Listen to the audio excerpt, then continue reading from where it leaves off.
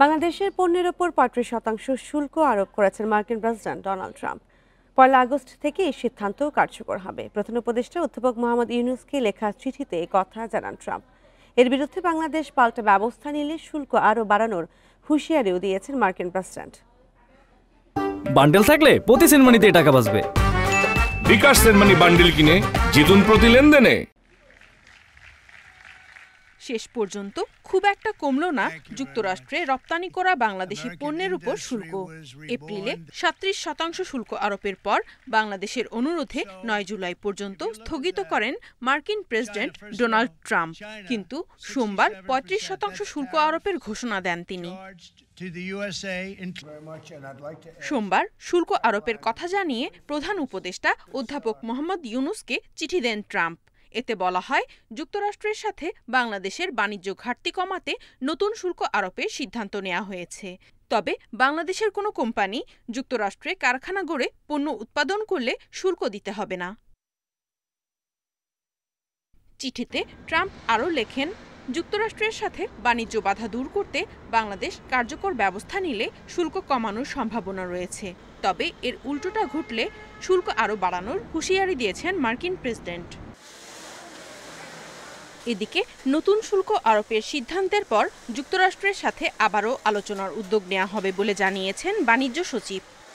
বিভিন্ন লেভেলে duties and taxes এর যে রেট এইগুলোর ব্যাপারে কথা আছে, তো কাজে এগুলো আমাদের আলোচনা করে নতুন করে আবার সিদ্ধান্ত নিতে হবে আর কি। কারণ এটা আগের যে খসড়া পাঠানো হয়েছিল, যেটা আমরা ৩ দফা রেসপন্ড করেছি, তার থেকে বেশ আলাদা।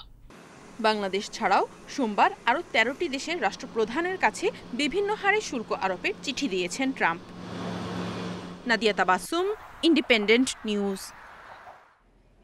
আর এই নিয়ে আলোচনা করতে ধানমন্ডি থেকে আমাদের সাথে আছেন সিপিডির সম্মাননীয় ফেলো অধ্যাপক মোস্তাফিজুর রহমান। অধ্যাপক মোস্তাফিজুর রহমান, আপনাকে স্বাগত। ধন্যবাদ। প্রথমে যে আমি প্রশ্নটা করতে চাচ্ছি যে কূটনৈতিক তৎপরতার পরও খুব একটা কমলো না শুল্ক, এটি রপ্তানি খাতে কি ধরনের প্রভাব ফেলতে পারে বলে মনে করছেন আপনি? এখানে দুটো বিষয় আছে। একটা হলো যে ১ আগস্ট থেকে এই ৩৫% এটা কার্যকর হবে, অর্থাৎ আমাদের এখন যে গড় শুল্ক আছে ১৫%, তার উপরে আরো ৩৫% বসলে এটা ৫০% শুল্ক প্রকৃতপক্ষে আরোপ হবে। অবশ্যই এটা আমাদের রপ্তানির জন্য, বিশেষত যেহেতু শতকরা প্রায় ৯০% হলো রেডিমেড গার্মেন্টস, এটার উপরে মারাত্মক একটা নেতিবাচক প্রভাব পড়বে। এবং যেহেতু চীনের উপরে ৩০% অতিরিক্ত এবং ভিয়েতনামের উপরে ২০% অতিরিক্ত হয়েছে এবং আমাদের সেখানে ৩৫% অতিরিক্ত শুল্ক আরোপ হবে, অবশ্যই এটা আমাদের জন্য খুবই একটা বড় দুঃসংবাদ।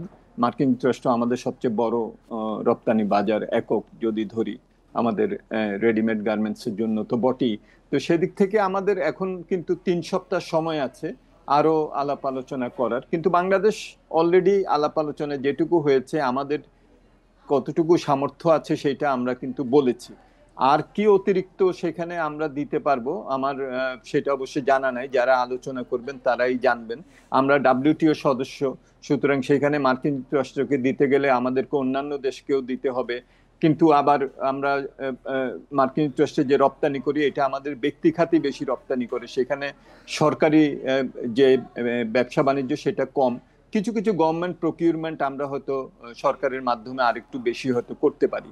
সো আমাদের এখানে মার্কিন যুক্তরাষ্ট্রের যে ধরনের কনসার্নগুলি আছে, IPR যে মেধাস্বত্ব আইনের প্রয়োগ এবং মার্কিন যে বিনিয়োগ এখানে আছে, তারা যে অসুবিধার সম্মুখীন হয়, এগুলো আমরা অলরেডি কিন্তু বলেছি যে আমরা এগুলোকে অ্যাড্রেস করব।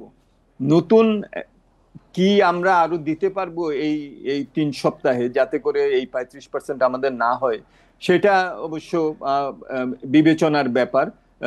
কারণ সেখানে আমাদেরকে তো বিভিন্ন আরো অন্যান্য যেসব আমাদের অন্যান্য দেশের সাথে সম্পর্ক আছে, সেগুলোকেও ভারসাম্য করে আমাদের দিতে হবে। তবে একটা উইন্ডো আছে ৩ সপ্তাহের, সেটাকে আমরা যদি ব্যবহার করতে পারি, অন্তত ভিয়েতনামের 20%-এর কাছাকাছি যদি আমরা যেতে পারি, তাহলেও আমাদের মূল একটা প্রতিদ্বন্দ্বীর সাথে আমরা একটা সমপর্যায়ে আসতে পারবো।